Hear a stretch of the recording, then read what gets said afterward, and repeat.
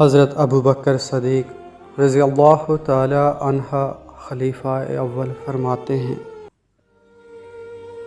خدا سے ڈرو کیونکہ خدا باطن کو بھی اسی طرح دیکھتا ہے جس طرح ظاہر کو۔ فرمایا، جو خدا کے کاموں میں مصروف ہو جاتا ہے خدا اس کے کاموں میں مصروف ہو جاتا ہے۔ جسے رونے کی طاقت نہ ہو وہ رونے والوں پر ہی رحم کیا کرے۔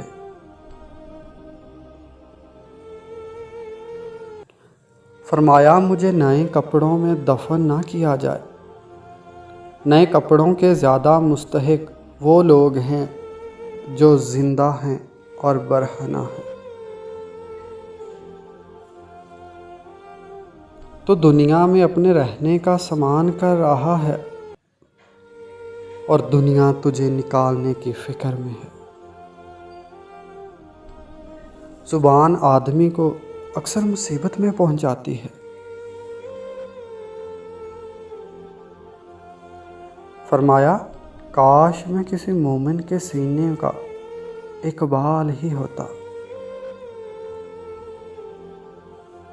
زمانے کی گردش عجیب امر ہے، لیکن اس سے غفلت عجیب تر ہے۔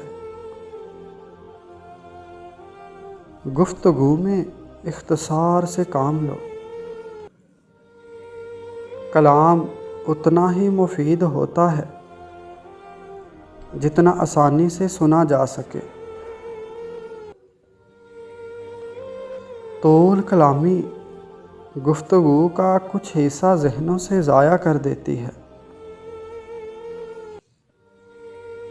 جس پر نصیحت اثر نہ کرے وہ سمجھے کہ میرا دل ایمان سے خالی ہے۔